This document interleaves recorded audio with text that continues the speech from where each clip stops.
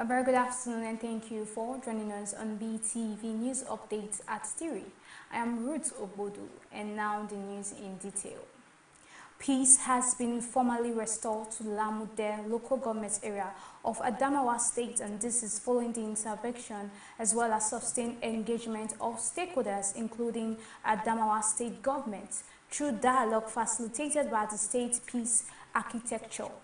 The Chobo and Bashama communities have signed a peace accord after weeks of tension that erupted on the 8th of July. The report. It was a day of relief, handshake and renewed hope in Lamudi as leaders and youth groups from the Chibon and Bashama communities formally signed a peace accord, committing themselves to peaceful coexistence. The breakthrough follows series of engagement between the state government, security agency, youth group and community leaders, aimed at ending the lingering crisis in the area. At the peace meeting, the Adamawa Peace Commission described the agreement as a victory for dialogue and understanding, noting that peace remains the foundation for development. Is to see that the two communities are brought together. We've been having shuttle diplomacy between them, back and forth between the two groups. They are now here present together. So they are committed to working together. Under the woeful eyes of security commanders, members of the State Executive Council, both communities sealed the moment with handshake, peace signs and singling an end to hostility. But I want to believe and assure us from our side, being peace ambassadors, Your Excellency, sir, even with that executive, that peace document, we stand to ensure that the peace you desire in Adamawa State, and that peace will be achieved by the grace of God. Your Excellency, both the Chobo and our brothers, our uncles, our nephews, our nieces, our friends, we have all affirmed that we are going to live in peace. Governor Amadou Fatiri, who applauded the commitment showed by both sides, announced the relaxation of the curfew in Lamudi following improved security situation. He reassured residents that his administration remained fully committed to sustaining peace across Adamawa State through continuous dialogue and inclusive governance. Thank you so much for this respect. I commend you. That shows we have a future in this state. We have an understanding youth who are leaders of tomorrow, who have promised us that with their action today, the future is guaranteed and the future is bright. And together, we will build the Adamawa of our dream. The Adamawa government says it will continue to engage all stakeholders to sustain the fragile peace as Lamudi begins a new chapter built on reconciliation, trust and peaceful coexistence. Precious Agbalaho reporting for Beetv News.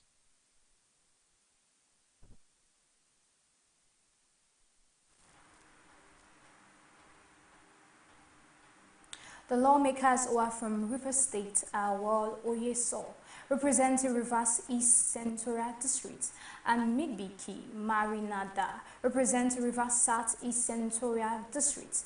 The duo announced their defensions in separate letters addressed to the Senate, which were read during Tuesday's plenary by Senate President Godswill Akpabio.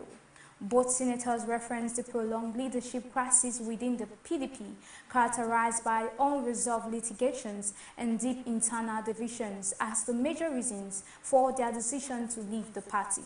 The defections came barely 3 weeks after the Rivers State Governor Siminalayi Fubara defected to the APC during a meeting with government officials at the Government Arts in Port Harcourt, the state capital. Governor Fubara's defection followed a closed-door meeting with President Bola Tinubu at the presidential villa in Abuja. The governor said his decision to join the APC was to enable him to offer full support to the Tinubu's administration.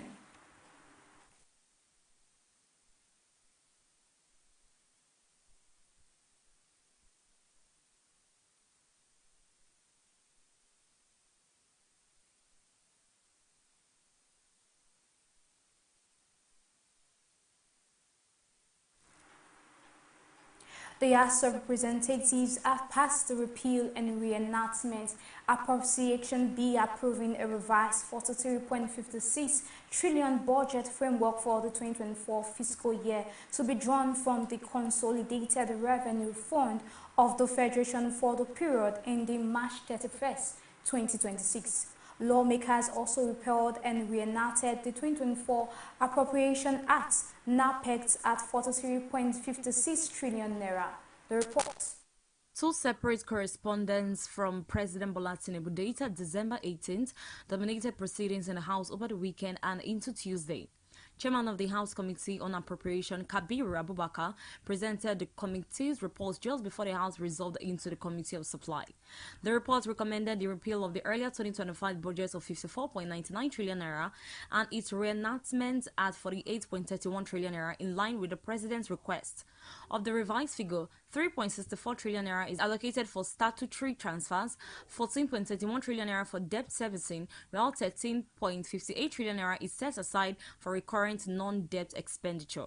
Under the 2024 Appropriation Act Repeal and Enactment, the bill, an additional of 8.5 trillion was introduced into the capital component to accommodate special intervention, particularly in response to the security, humanitarian and economic emergencies. The House also repealed and reenacted the 2024 Corporation Act, approving a revised budget of 43.56 trillion naira.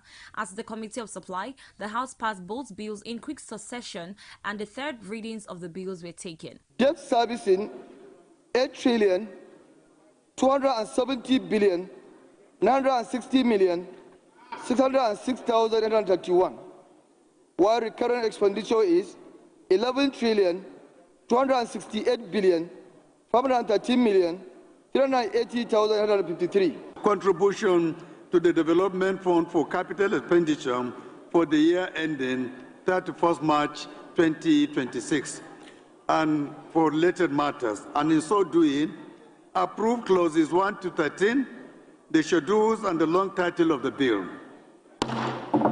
During the presentation of the 2026 budget, President Bola Tinubu had urged lawmakers to repeal and reenact the two appropriation acts to avoid running multiple budgets simultaneously. The House has now adjourned plenary to allow members to observe the Christmas and New Year holidays. Legislative activities are scheduled to resume on January 27, 2026. Evelyn Isabel reporting for Beetv News.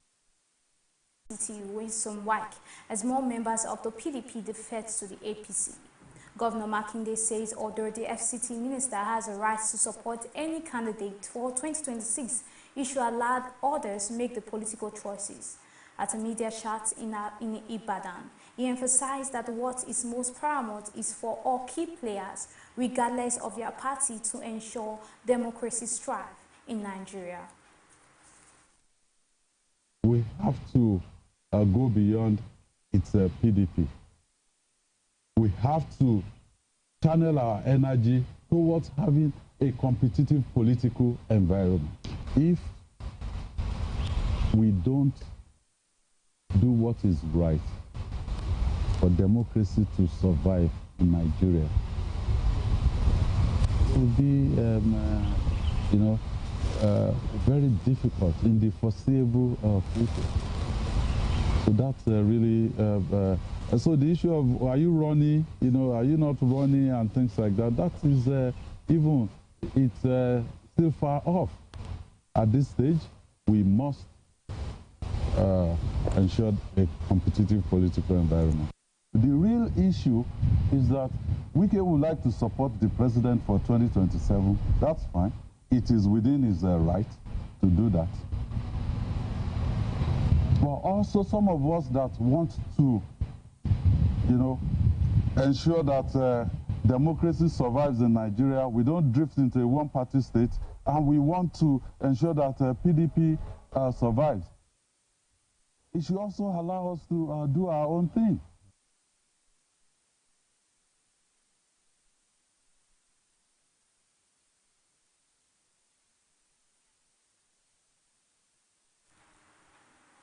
The Nigerians and Diaspora Commission has clarified the circumstances surrounding Suleiman Olufemi, a Nigerian who has been on death row in Saudi Arabia for more than 20 years. NIDCOM explained that effort by Nigerians in the diaspora and local stakeholders helped secure the payment of the required blood money for its potential release. With contributions from Lagos State Governor Babajide Sanwo-Olu and son of President Bola Tinubu Sheyi, the Commission statement was issued in response to a Monday open letter from Amnesty International addressed to President Tinubu, which called for urgent intervention in Olufemi's case. Amnesty described Olufemi's ordeal arrested on September 29, 2002 in Jeddah during a lesser Hajj pilgrimage following a police officer's death as a terrible ordeal, citing a lack of legal representation, allegations of torture, and a forced confession during a close trial that led to his 2005 death sentence.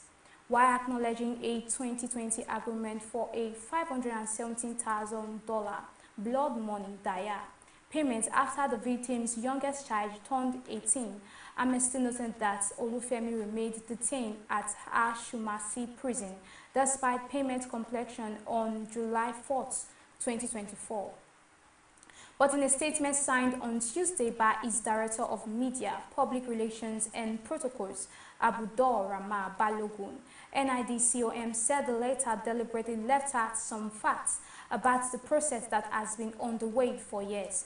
It explains Suleiman Olufemi left Nigeria for a lesser Hajj, Umrah, in Saudi Arabia and decided to check on a friend in Jeddah, where an incident occurred in which a police officer was killed. He was arrested among those in the vicinity. Unfortunately for him, while some received prison sentences, he was sentenced to death.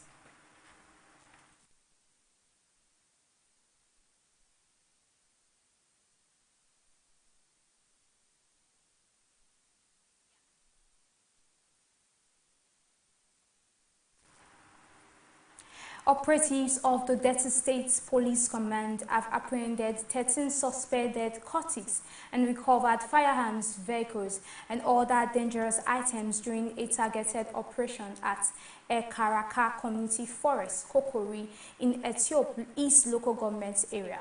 The arrest followed credible intelligence received on December 20th, 2025, indicating that members of the Aye confraternity, also known as Black Axe, were planning an initiation ceremony in the forested area.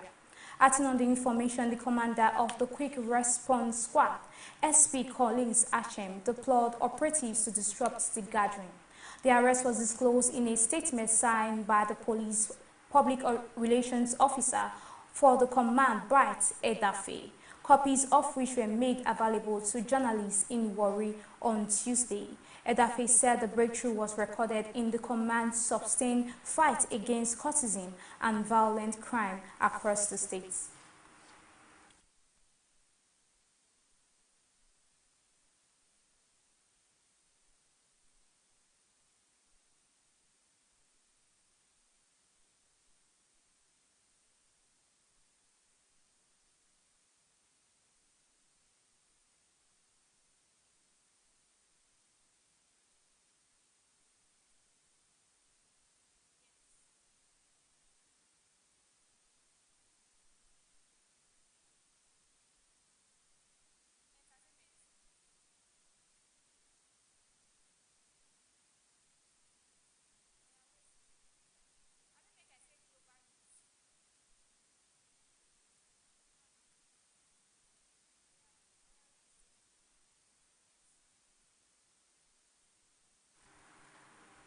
Two men have been found guilty in the United Kingdom of plotting a mass casualty gun attack against the country's Jewish community in a case authorities say was inspired by the Islamic State extremist group. The convictions were delivered following a trial that detailed the pair plan to carry out a coordinated firearms attack intended to kill hundreds of people at Jewish sites in England. The reports. Prosecutors said the men were motivated by extremist ideology and had identified Jewish communities and locations as the primary targets. According to the prosecution, the plot involved detailed planning, the discussion of weapons, and the selection of potential targets. Investigators told the court that the men had consumed and shared IS propaganda and expressed admiration for previous extremist attacks abroad. The case was disrupted before any attack could be carried out following intelligence-led police and security service operations.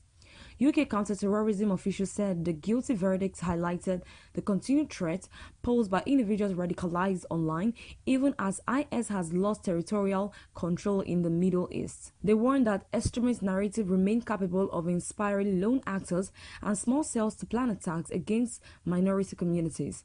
The conviction comes just over a week after a deadly mass shooting at the Jewish Hanukkah event in Sydney, where 15 people were killed.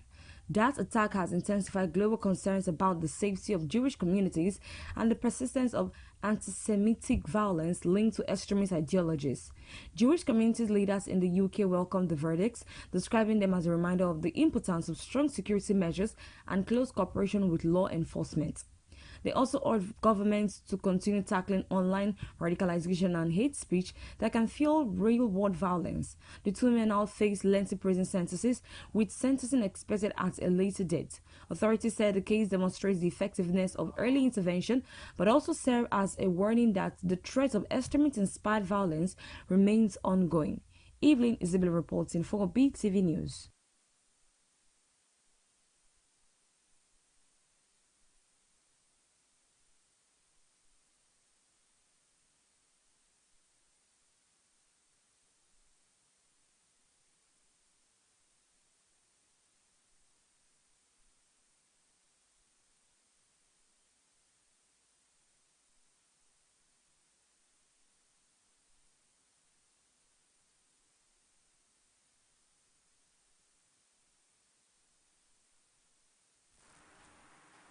The people of Uborodo community in Warri South-West local government area of Delta State have demanded the prosecution of those responsible for the killing of Emiko Onuwaje, insisting that justice must be served to restore calm.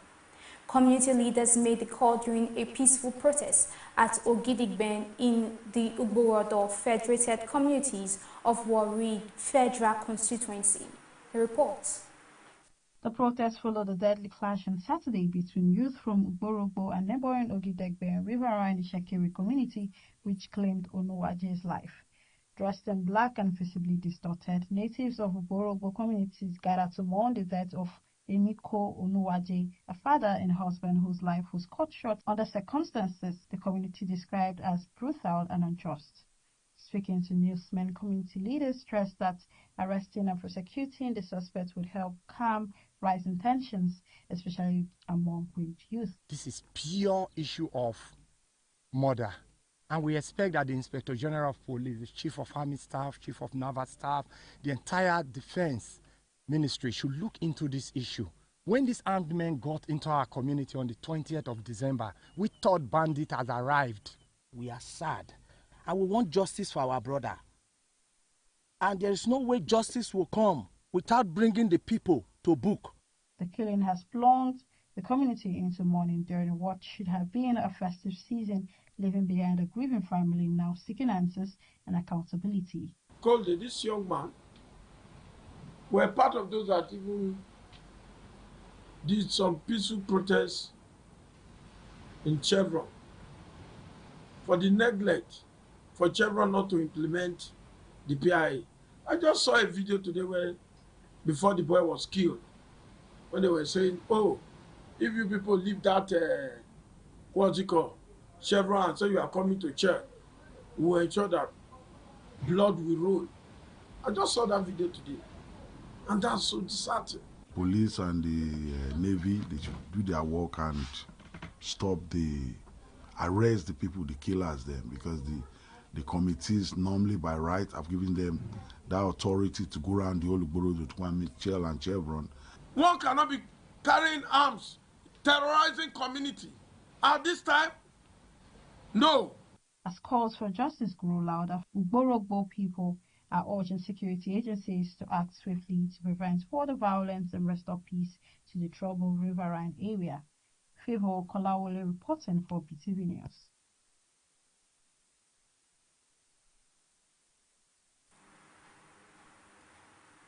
And moving now to the business news. The Central Bank of Nigeria is taking its reform narrative to global investors.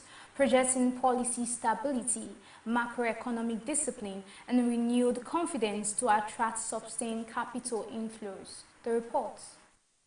The Central Bank of Nigeria has taken its drive to attract increased capital inflows to the global stage as the Apex Bank intensifies efforts to reposition the economy for stability and long-term growth. Under the leadership of Governor Olayemi Cardoso, the CBN is pursuing deliberate strategies aimed at restoring discipline, strengthening confidence, and creating sustainable investment opportunities for both domestic and international investors. At a recent engagement in Washington, D.C., Cardoso reassured global investors of Nigeria's renewed commitment, macroeconomic stability, transparent markets, and predictable policy direction. The message was clear: as investors' confidence improves, the economy stands to benefit from stronger capital inflows, improved exchange rates, stability, and increased foreign reserves, all of which are critical to sustainable economic growth. Leap Africa, in partnership with Stowe Chemical and TEM Nigeria, has empowered over 300 students in Lagos public schools with fully equipped, solar-powered digital libraries. The initiative, aimed at bridging the digital divide, was implemented at Onike Girls High School, Yaba, and Hope Nursery and Primary School, Ikoyi. The project provides students with access to digital learning tools, interactive STEM resources, and curriculum-aligned e-learning content while enhancing classroom delivery and fostering early digital literacy. Organized labor has called on state governments and local government authorities to take greater responsibility for tackling Nigeria's worsening insecurity, warning that the failure to act decisively is draining household incomes and restricting citizens' freedom of movement. The call follows nationwide protests staged last week by labor unions and civil society groups in Lagos, Abuja, and other parts of the country to draw attention to rising kidnappings, banditry, and violent crime, which labor leaders say has become a permanent feature of daily life in many communities. Chairperson of the Nigerian Labour Congress Lagos chapter, Fumi Sesi, said insecurity had gone beyond isolated incidents and now affects daily life and economic activities. Favour Kolawole reporting for Beetv News.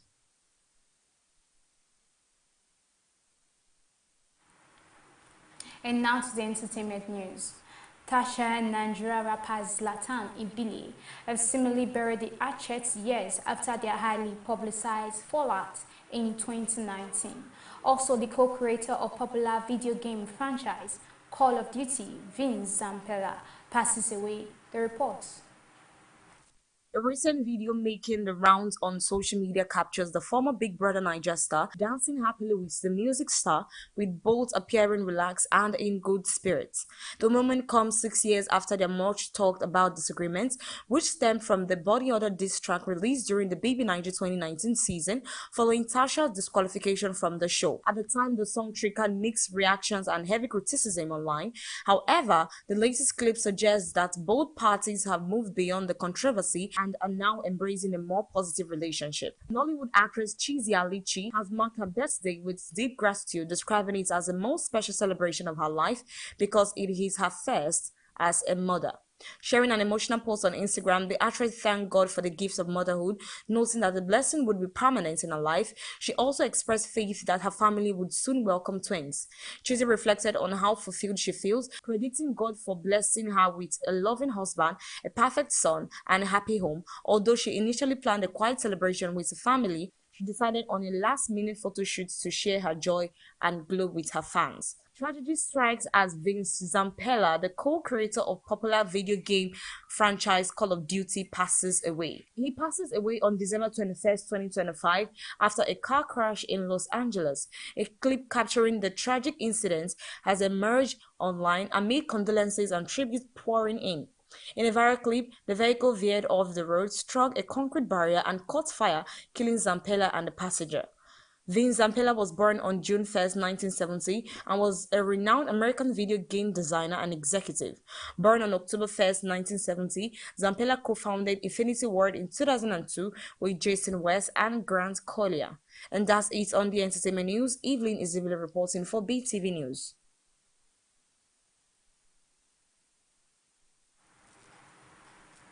And now to sports.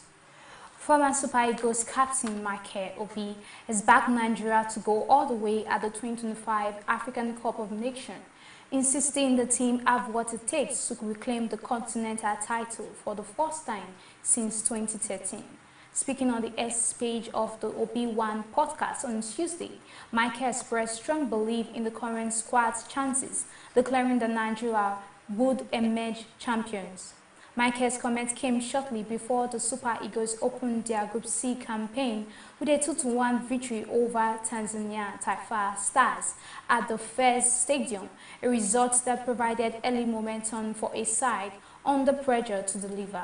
The victory set the tone for Nigeria's campaign as they continue their pursuit for a fourth continental crown, with Tunisia next on Saturday before a final group fixture against Uganda on Tuesday.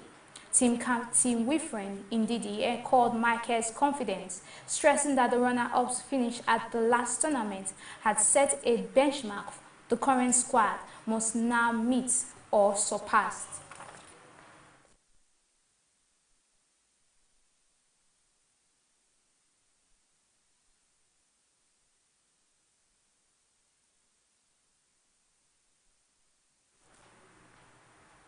And that is all on our 3 p.m. news updates. Thank you for joining and stay tuned for our 6 p.m. major news. I am Ruth Obodu.